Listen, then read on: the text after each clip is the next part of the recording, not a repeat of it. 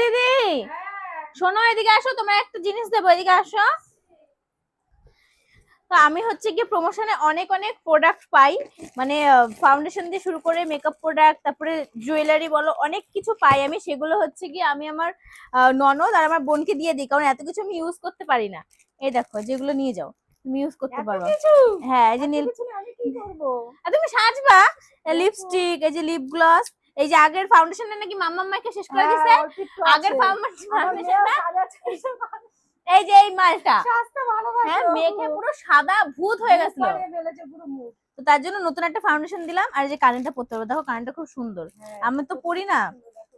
আর এটা হচ্ছে মাম্মামকে দেবে এই মালাটা, মাম্মাম পরতে পারবে। দেবো না, ঠিক আছে মাম্মাম, এটা আমার, ঠিক আছে না, মাম্মাম রে দিয়ে। আর এই যে ক্লিপটা মারতে পারবো সুন্দর।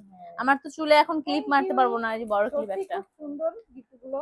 তো এই সবকিছু আমি দিদিকে দিয়ে দিলাম, কারণ হচ্ছে আমার ইউজ করা হবে না, কারণ আমি ইউজ করি, আমার এত এত ঘরে প্রোডাক্ট জমে থাকে, কারণ প্রমোশনে আমি পাই। এই জিনিসগুলো কিন্তু একজন আমাকে অনেক ভালোবেসে পাঠিয়েছিল, তো আমি তখন ভিডিওর জন্য এগুলো ইউজও করেছিলাম। আর এগুলো আমার ঘরে প্রচুর আছে, তাই আমি দিদিকে দিয়ে দিচ্ছি, কারণ আমি সবসময় এগুলো ইউজ করতে পারবো না, কারণ আমি ইউজ করিও না অত বেশি। হ্যাঁ, আমার সবকিছু শুট করে, এটা হচ্ছে সব থেকে বড় সমস্যা, মুখে আমার ফাউন্ডেশন শুট করে না, তার জন্য দিদিকে দিয়ে দিচ্ছি। আর এই নাও, এই ব্যাগটা নাও। এই ব্যাগটা আমি কিনেছিলাম সুমির বাড়ির গৃহপ্রবেশে যাওয়ার দিন, আর সেদিন একদিনই আমি ব্যাগটা ইউজ করেছি, তারপরে আর ইউজ করা হয় না, কারণ ব্র্যান্ডের থেকে আমাকে পাঠায় যখন আমি এদিক ওদিক যাই, ইউজ করাই হয় না। তাই এত টাকা দিয়ে কিনে কি ঘরে ফেলে দেবো, তাই জন্য আমি আমার ননদকে দিয়ে দিচ্ছি, আমার দিদিরা অন্তপক্ষে ইউজ করতে পারবে, ঘুরতে গেলে নিয়ে যেতে পারবা।